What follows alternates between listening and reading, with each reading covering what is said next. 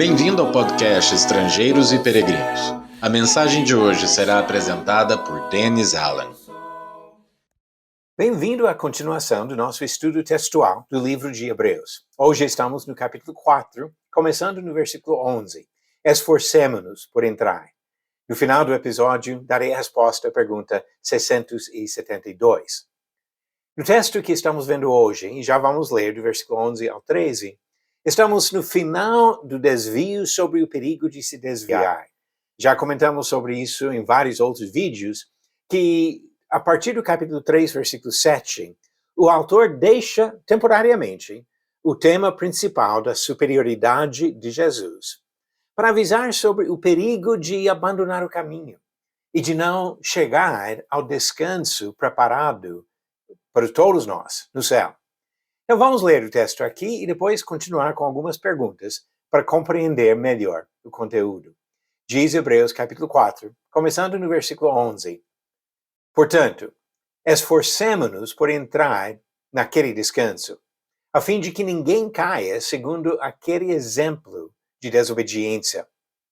Porque a palavra de Deus é viva e eficaz, e mais cortante do que qualquer espada de dois gumes, e penetra até o ponto de dividir alma e espírito, juntas e medulas, e é apta para julgar os pensamentos e propósitos do coração. E não há criatura que não seja manifesta na sua presença, pelo contrário, todas as coisas estão descobertas e expostas aos olhos daquele a quem temos de prestar contas.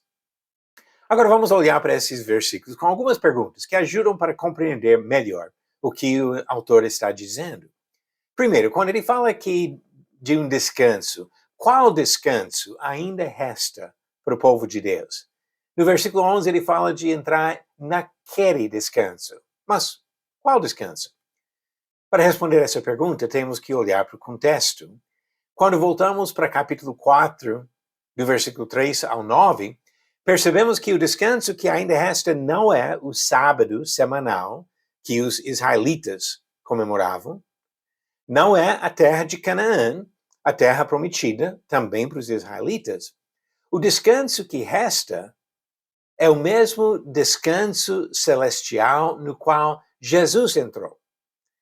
Isso fica evidente no capítulo 2, versículo 9 e 10, 14, 15 e 17, capítulo 3, versículo 1, capítulo 4, versículo 14 e capítulo 9, versículo 12. Jesus penetrou os céus, Jesus entrou na presença do Pai. E lembrando que a ideia de repouso ou descanso focaliza a comunhão com Deus, Jesus voltou para estar na presença do Pai e abriu caminho de acesso para que possamos ter a comunhão eterna na presença do Pai. O descanso é a vida eterna no céu. Agora, uma outra pergunta. Alguém que ensina as pessoas a desejarem um paraíso terrestre está respeitando o ensinamento deste texto? Ele fala aqui de nos esforçar para entrar naquele descanso. Se a palavra de Deus nos ensina a procurar o descanso celestial, seria, sim, errado ensinar outra coisa, de oferecer um objetivo menor. Então, quando alguém fala para você que pode herdar a terra aqui, ficar aqui no paraíso terrestre, estão tentando tirar seus olhos do alvo verdadeiro, do descanso que Jesus preparou para nós. Um cristão pode cair e não alcançar o descanso? Ele alerta sobre essa possibilidade no final do versículo 11, a fim de que ninguém caia segundo aquele exemplo de desobediência. Se não fosse possível para o cristão cair, este alerta e muitos outros no Novo Testamento ficariam totalmente sem sentido. Então, novamente, cuidado com doutrinas que distorcem a palavra. Quem ensina a impossibilidade de cair e não alcançar a vida eterna no céu está distorcendo a palavra do Senhor. Agora, uma próxima pergunta: como que o autor descreve o poder e os efeitos da ação da palavra de Deus? Aqui o versículo 12 apresenta algumas coisas bem interessantes. Ele diz que a palavra de Deus é viva e eficaz, mais cortante do que qualquer espada de 2 gumes. Agora se trata de uma espada muito afiada. E para ilustrar isso, ele fala de uma cirurgia delicada, capaz de dividir alma e espírito, juntas e medulas, que seria separar coisas muito próximas. Alma e espírito são 2 palavras muitas vezes usadas como sinônimos na Bíblia.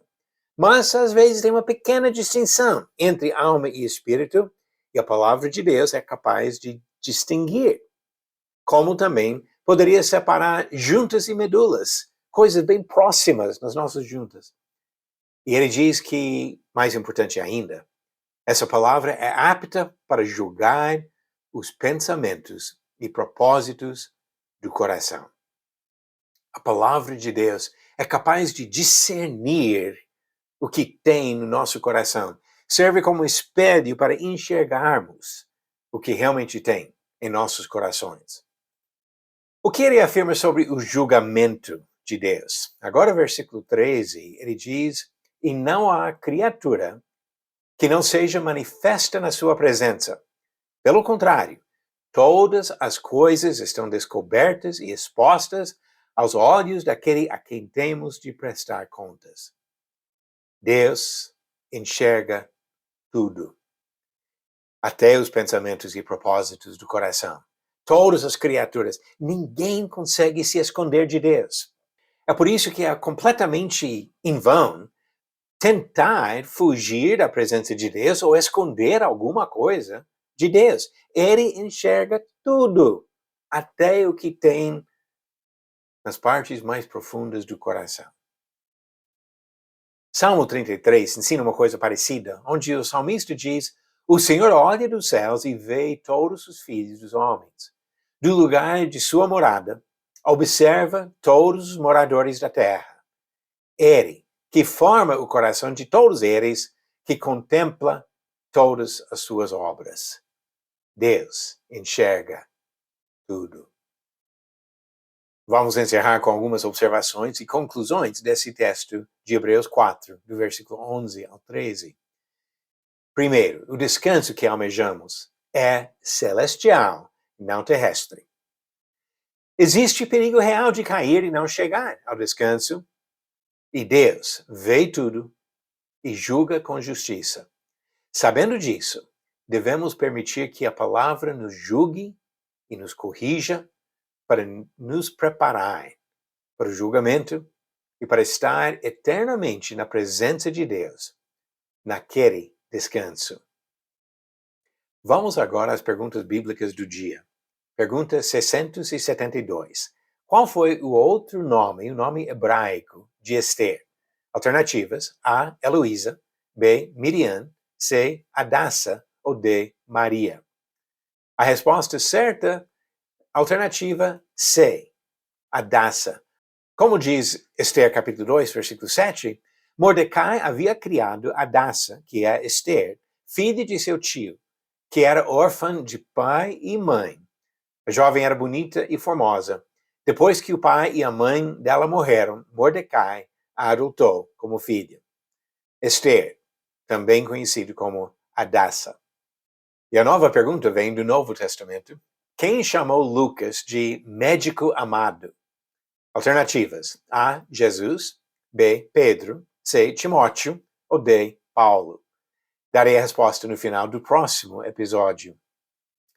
Na leitura de Hebreus 4, versículos 11 a 13, aprendemos várias coisas. Mas entre estas coisas é que devemos manter os olhos fixados no alvo eterno de entrar naquele descanso, para estar eternamente na presença do nosso Deus. Obrigado por nos acompanhar nessa jornada pelas Escrituras. Volte amanhã para ouvir mais uma mensagem do podcast Estrangeiros e Peregrinos. Pelo mundo a viajar.